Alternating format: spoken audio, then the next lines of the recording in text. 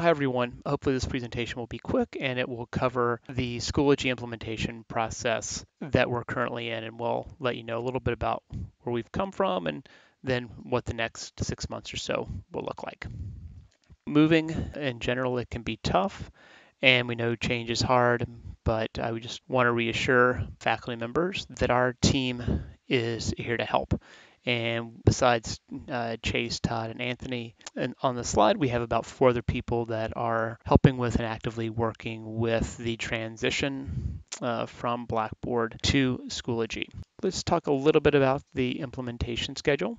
For the fall of 17, we had 9 classes running in Schoology from 7 instructors and about 100 students. And a lot of data and information was collected from those students and instructors. The system looked to do what we needed to do and do it in a way that was more streamlined and more efficient. For the spring, all 8-week graduate level courses except the online MBA program moved over to Schoology.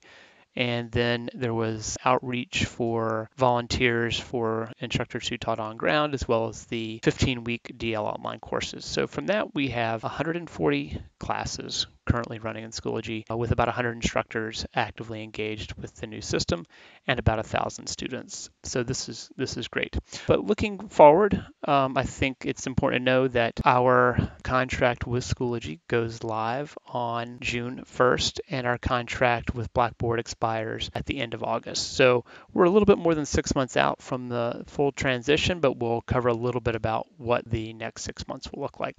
For summer 18, we will continue all 8-week graduate programs in the online space, and then we'll also shift the online MBA program into Schoology as well. For the 8-week undergraduate programs, we will also shift all of those courses into Schoology, and then we'll also send out an email sort of requesting signups for those who'd like to volunteer to move their on-ground and other format online classes into Schoology for the summer. And then for fall 18, all classes will be in Schoology. For services, we plan to start training in March, and the idea will be to have those summer classes plugged in by then. So when we have training, you'll be able to work on your classes during the trainings, which will help you get familiarized. Again, I think many faculty have found the transition easy, kind of like moving from an Android phone to an iPhone. Others have taken more time because it just seems a little bit different. Regardless of where you are on that spectrum, we're going to provide lots of support and opportunities to train and have one-on-ones and come in departments if needed. As far as moving, we'll move all classes. That means that for on-ground classes that may run in the summer as well as in the fall, we will do the export out of Blackboard and import into Schoology. There's nothing that faculty members will have to do on that other than indicating which section of class they'd like to have moved over. Additionally, all of the Blackboard classes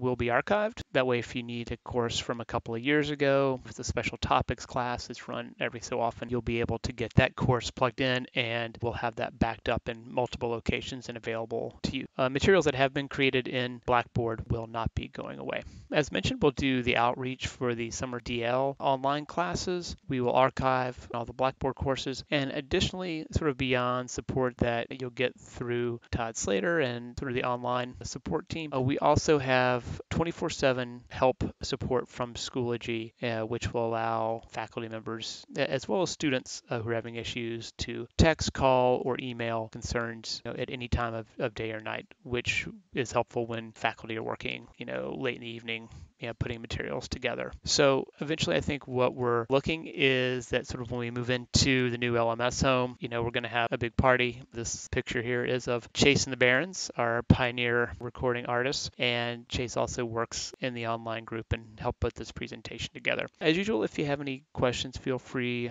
to reach out, and I've mumbled on long enough.